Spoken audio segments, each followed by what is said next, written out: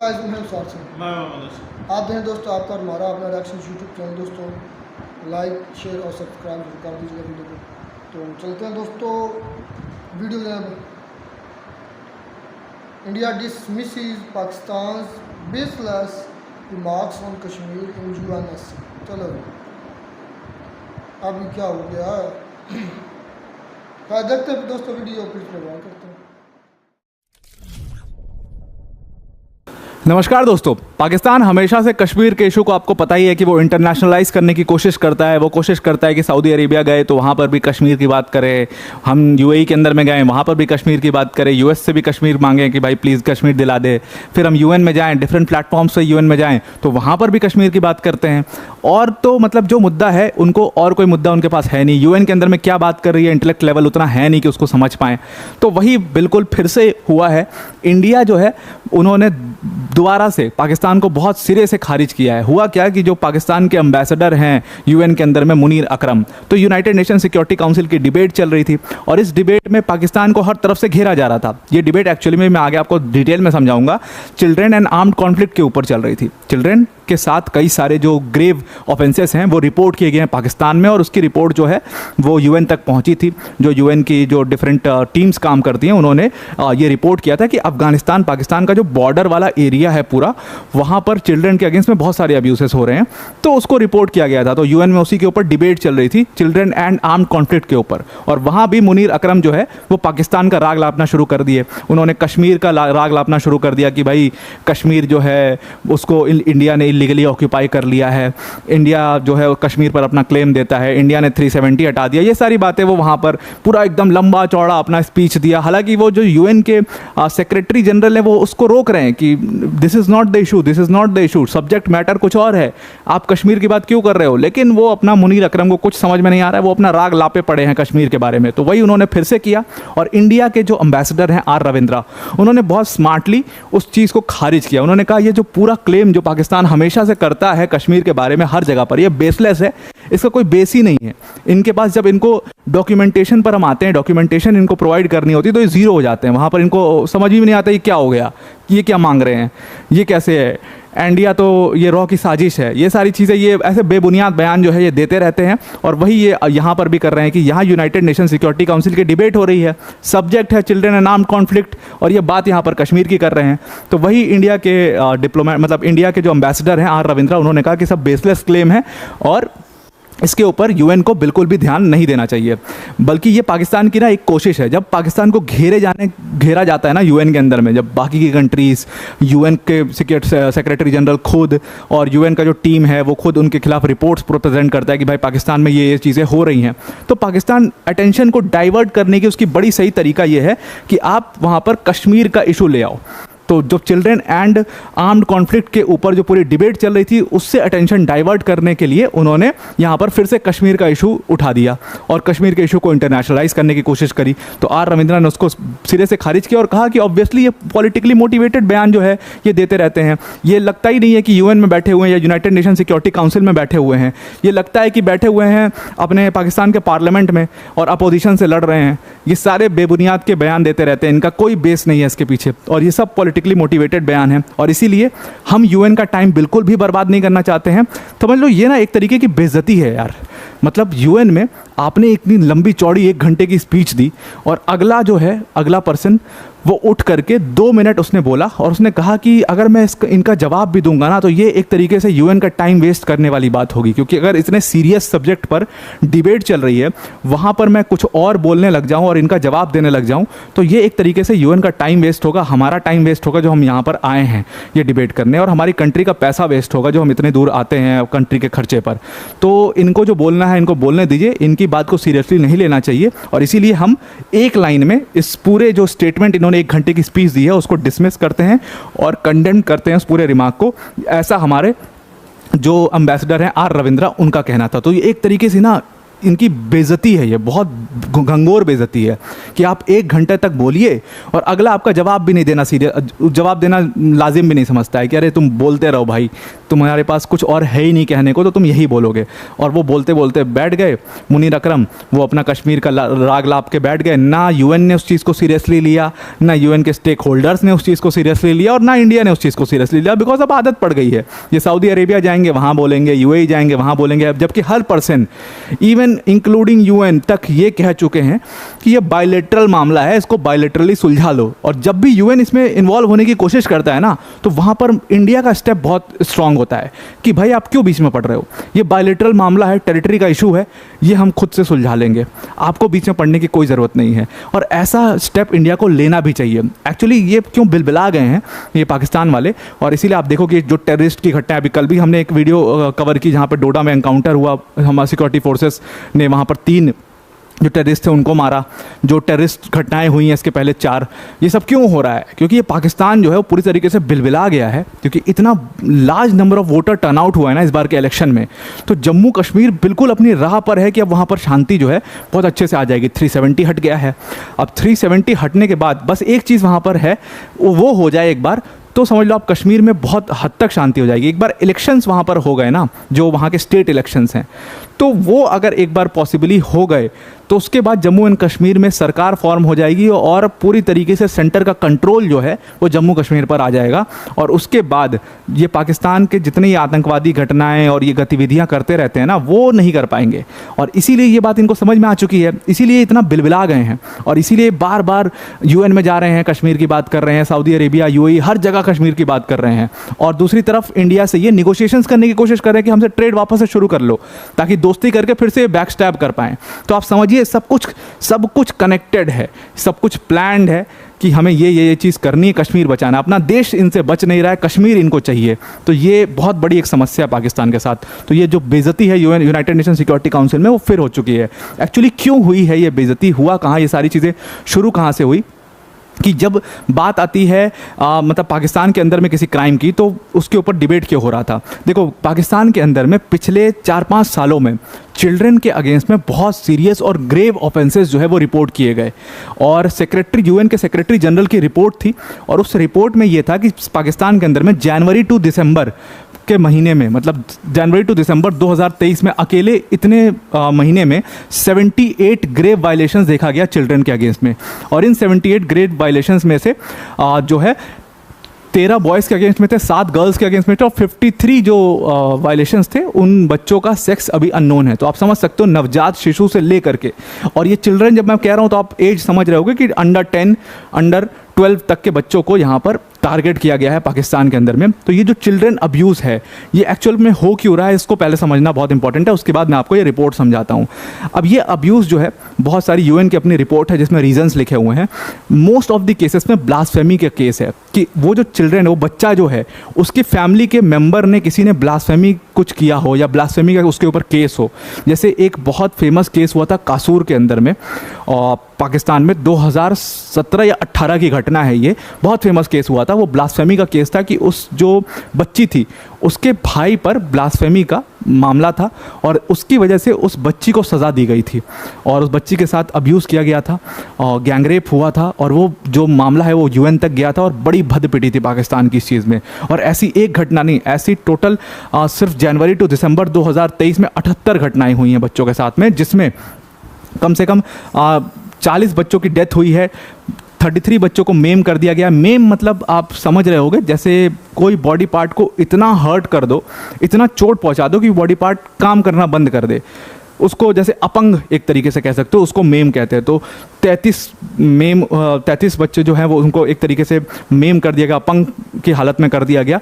ऐसी घटनाएं पाकिस्तान के अंदर में बहुत हुई। इसीलिए ये जो रिपोर्ट आई थी यूएन की, सेक्रेटरी जनरल की रिपोर्ट थी कि जो चिल्ड्रन हैं और चिल्ड्रन और आर्म्ड कॉन्फ्लिक्ट के ऊपर में पाकिस्तान में काफ़ी ज़्यादा वायलेशंस देखे जा रहे हैं। इसीलिए पाकिस्तान को उसमें घेरा जा रहा था। जितने भी स्टेक होल्डर्स थे सब इसमें पाकिस्तान को दोषी मान रहे थे और इसीलिए पाकिस्तान को वो जो उनका अपना मतलब तरीका है डाइवर्ट करने का अटेंशन का, वो तरीका उन्होंने अपनाया कि डाइवर्ट कर दें अटेंशन को और वहाँ पर वो कश्मीर का राग लापने लग गए दोबारा से कि कश्मीर कश्मीर कश्मीर, कश्मीर में ये होता है, कश्मीर में वो होता है, हमारे साथ ये करता है इंडिया, इंडिया हमारे साथ वो करता है, अननोन गनमैन आता है मार के चला जाता है, ये सारी चीज़ें वो बोलने लग गए। लेकिन चिल्ड्रन और आर्म्ड कॉन्फ्लिक्ट की जहाँ पर बात आई तो उन्होंने एक लाइन नहीं बोली मुनीर अकरम ने। तो ये जो सारे बच्चे थे जो 78 ग्रेव ऑफेंसेस हुए, इन बच्चों के पेरेंट्स को क्या जवाब देंगे ये? तो जाहिर सी बात है ये एक्चुअल में ना इस चीज़ को जस्टिफाई करते हैं कि जो हुआ ये सही हुआ, क्योंकि उनके पेरेंट्स के ऊपर या उन बच्चों के बड़े भाई बड़ी बहन या किसी रिलेटिव के ऊपर ब्लास्फेमी का केस है। तो ये जो घटनाएं हुई उनके अगेंस्ट में ये बिल्कुल सही है। जिसमें से 78 जो घटनाएं हुई हैं, बाकी का तो नहीं पता किसने किया, क्यों किया, जो इंडिविजुअल्स हैं उन्होंने किया, लेकिन एक घटना जो है वो इस्लामिक स्टेट ने उसका जिम्मेदारी लिया था बाकायदे। अब आप सोचिए इस्लामिक स्टेट ने जिम्मेदारी उसकी क्यों ली थी? बिकॉज उनका कहना यह था कि ये जो बच्चा है इसके बड़े भाई ने ब्लास्फेमी की थी, कुरान की जो है अबद्धता की थी कुरान के साथ में, और इसीलिए हम इसके साथ ये घटना कर रहे हैं। बाकायदे उन्होंने ऑन वीडियो आकर के उस चीज़ को क्लेम किया था। तो आप समझिए कि पाकिस्तान में जो स्थिति है बच्चों के साथ में वो कितनी ख़राब हो चुकी है आज की डेट में, और इसीलिए वो बच्चे जो हैं बहुत ज़्यादा अब्यूज़ का शिकार हो जाते हैं। एक तो घटना थी 2022 की जहाँ पर वो बच्चा जो है वो अपने स्कूल से घर जा रहा था और रास्ते में उसके साथ लड़का था, रास्ते में उसके साथ गैंगरेप हो जाता है, और ये खैबर पख्तून का जो रीजन है वहाँ पर ये घटना हुई थी, जिसके बाद बहुत ज़्यादा आउटरेज हुआ था उस घटना के ऊपर भी। और ये लोग ना बाकायदे इस चीज़ को जस्टिफाई करते हैं, पाकिस्तान की गवर्नमेंट जो इस चीज़ को जस्टिफाई करती है कि ये ब्लास्फेमी का केस है। वो ये नहीं बोलते कि चाइल्ड अब्यूज़ का केस है, वो कहते हैं ये ब्लास्फेमी का केस है। तो आप समझ सकते हो कि वो किसको सपोर्ट करने की यहाँ पर कोशिश करते हैं। अब ये तो इशू इन्होंने कश्मीर का उठाया था यूनाइटेड नेशन सिक्योरिटी काउंसिल के अंदर में, लेकिन इससे पहले मतलब ये दूसरी बार उन्होंने उठाया। इससे पहले जो यूनाइटेड नेशन जनरल असेंबली की डिबेट हो रही थी उसमें भी इन्होंने कश्मीर का इशू उठा दिया था। तो ये डिफरेंट यूएन प्लेटफॉर्म्स पर इस पूरे कश्मीर के इशू को इंटरनेशनलाइज करने की कोशिश करते हैं, जैसा कि मैंने आपको बताया। अब आपको ये समझना होगा कि ये करते क्यों है ये चीज़। बार बार मैं कहता हूँ आपको कि इंटरनेशनलाइज करना चाहते हैं कश्मीर का इशू को, लेकिन क्यों ये करना चाहते हैं मैं आपको समझाता हूँ।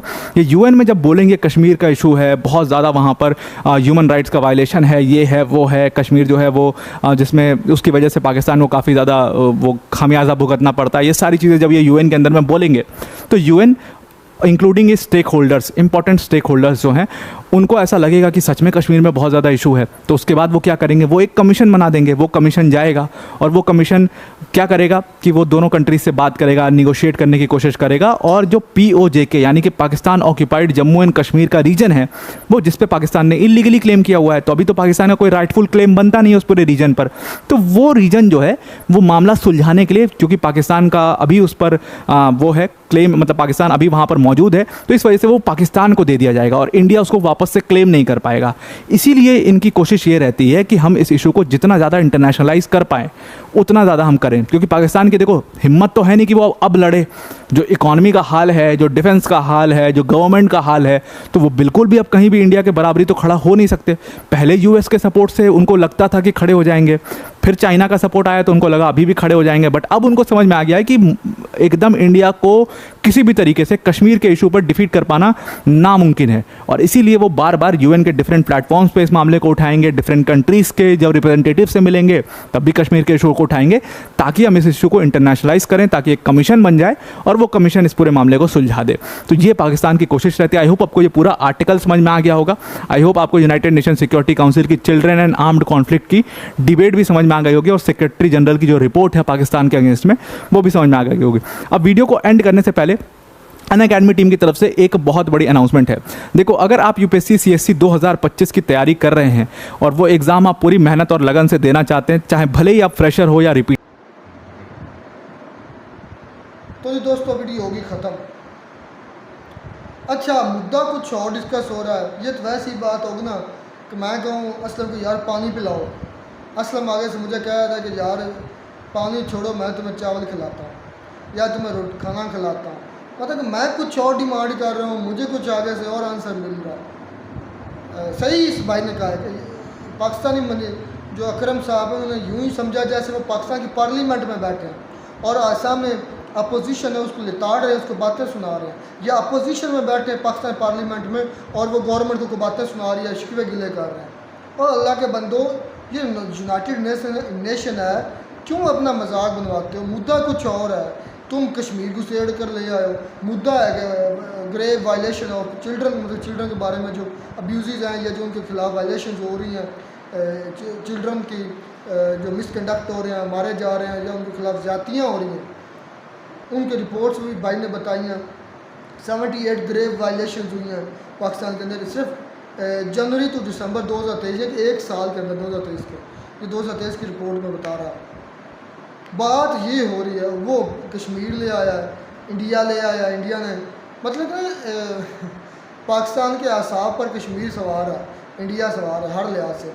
एक साइड पे क्रिकेट में हार हुई है, उधर भी इंडिया सवार है, उधर इस लिहाज से इंडिया सवार है कि फाइनल में पहुंच गया, हाथ ना पहुंचे थू कड़वी वाली बात है, अंगूर खट्टे वाली बात है। उधर इंडिया पर इल्ज़ाम लगा रहा है कि इंडिया टैंपरिंग कर रहा भाई है। ने तो बिल्कुल ठीक बात की है कि हम जहाँ भी जाते हैं ना, हमारे पाकिस्तानी जवान कह लें कि ये बड़े, तो वहीं जो है ना राग अलापना शुरू कर देते हैं कश्मीर का, भाई कश्मीर में वो जुल्म हो रहा है, ये जुल्म हो रहा है। 370 हटने के बाद तो मैं कहता हूँ कि इनकी तो बुरे तरीके से बैंड बजी है। वहाँ पे खुशहाली आ गई है, लेकिन इन यहाँ मातम जो है वो और ज़्यादा हो चुका है, क्योंकि इनको पता है अगर वहाँ पे रेफरेंडम हो गया, इलेक्शन वगैरह अगर हो गए, तो फिर ये जो है दहशतगर्दी वहाँ पे करवाते वो भी ख़त्म हो जाएगा।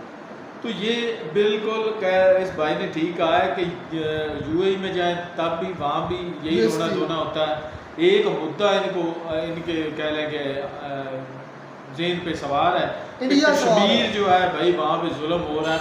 और मज़े की बात यह है कि वो अरब ममालिक जो है इनकी सुनते भी नहीं है। आप यार अरब नहीं, ये तो यूएनओ है ना, नहीं यूएनओ तो वहाँ पे आप कर रहे हैं ना, तो यूएई भी जाते हैं, तुर्की भी जाते हैं, उसके बाद सऊदीया भी जाते हैं। तो जहाँ भी जाते हैं ये अरब आप एक काम से सुनते हैं, दूसरी तरफ से निकाल देते हैं। मुझे आज तक समझ नहीं आई पाकिस्तान की स्ट्रेटजी की, पॉलिसी की। खुद 1971 के अंदर पाकिस्तान ने लिख कर दिया है कि पाकिस्तान और इंडिया का ये बाईलैटरल इशू है और हम ये बाईलैटरली ही हल करेंगे, इसमें कोई कंट्री कोई ऑर्गेनाइजेशन इन्वॉल्वमेंट ना करे। तो ये अब खुद ही उस तो दूसरी तरफ यार मुझे हैरत होती है, पता नहीं यार क्या खाते हैं ये, कि ट्रेड की भी बात की जा रही है, ताल्लुकात जो है वो भी बेहतर करने की बात की जा रही है। एक तरफ कश्मीर का राग, दूसरी तरफ दहशतगर्दी, तीसरी तरफ हम भी उनके साथ जो है ना ताल्लुकात बेहतर करना चाहते हैं और ट्रेड जो है वो भी बहाल करना चाहते हैं। तीनों चीज़ें जो है वो एक दूसरे के बिल्कुल ऑल्ट है, अपोजिट है। पाकिस्तान को जहाँ भी जा रहे हैं पाकिस्तानी, वहाँ रसवाई का सामना हो रहा है और इसी रसवाई को दामन में लिए फिर उनकी होती है क्या, दिमाग ख़राब हो जाता है। ये देख लें कि ईरानी सदर जो जिसका क्रैश हुआ था हेलीकॉप्टर, उसका नाम क्या था, इब्राहिम रईसी, वो भी आए तो उनके सामने भी राग अलापना शुरू कर दिया कश्मीर का। वो तो सियाने बंदे थे, उन्होंने तो इस बात को बिल्कुल इग्नोर कर दिया, उन्होंने कोई स्टेटमेंट नहीं दी। यार कश्मीर के मुद्दे मैं तो बेसिक पर जाऊंगा, जब हमने खुद लिख कर दे दिया कि भाई ये हमारा बाईलैटरल इशू है, तो फिर यूएनओ में, यूएनएससी या कहीं भी किसी कंट्री के सामने या किसी भी ऑर्गेनाइजेशन बड़ी में या किसी भी बड़े मंच पर बात करने की तो अब तुक या कोई जवाब बनता ही नहीं। अगर करते हैं तो फिर अपनी लिखी हुई बात, अपने किए हुए वादे से मुनहरफ हो रहे हैं और जो पाकिस्तानियों की आदत है। एक वक्त था कि वहाँ पे वाकई से ये सब कुछ होता था, जिनके फौजें थी और लोग वहाँ की आवाम जो है वो फौज के बस शैलम वगैरह और पथराव वगैरह करती थी। लेकिन अब जो 370 हटा उसके बाद भाई वहाँ पे बहुत ज़्यादा डेवलपमेंट उन्होंने किया और अब तो वहाँ की जो आवाम है वो तो उनके पीएम मोदी साहब की गुन गाती है और बाकायदा तारीफ़ें करती है। और इधर ये हैं और ये जनाब मेरे ख्याल में हर साल में 1-2 दफ़ा तो यौम कश्मीर मनाना शुरू कर देते हैं, वहाँ पे जुल्म हो रही। मैंने तो अभी कुछ दिन पहले भी एक बंदे से सुना था कि कश्मीर में भी बहुत जुल्म ज्यादती हो रही है। मैं बोला, मैं कहा यार क्या हो रहा है वहाँ पे, तो काफ़ी डेवलपमेंट हो रही। मैं कहा हाँ तुम्हारे वाला जो कश्मीर है वहाँ पे ज्यादती हो रही है। हाँ पॉइंट आउट करो किस कश्मीर वाले में ज्यादती हो रही, पाकिस्तान वाले या इंडिया वाले? नहीं उसका कहने का मतलब जम्मू कश्मीर का ही था, इंडिया का। हाँ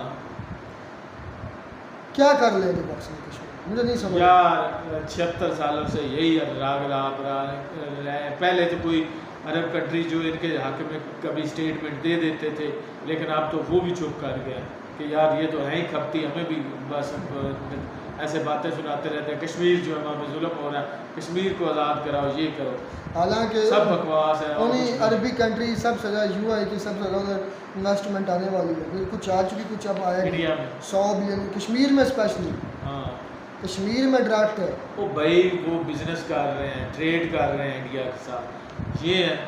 ये सिर्फ और सिर्फ फजूल बातें कर रहे हैं, इसके सिवा कुछ भी नहीं है। चलो जी खैर, ओवरऑल बात ये है, जब मैंने लिख कर दे दिया कि हमारा बाईलैटरल इशू है, फिर मैं लिख के इसे हटता हूँ तो मेरे जैसा बेशर्म और ढीठ ये तो इंसान- वही हो गया टीम की तरह जो है थूक कर चाटने वाली बात। हाँ। जैसे टीम के प्लेयर्स जो हैं वो इंडिया के बारे में बोलते हैं कि बॉल टेम्परिंग करते हैं, ये भी बस चलो जी खैर, मिलते हैं नई वीडियो में नाटक साथ।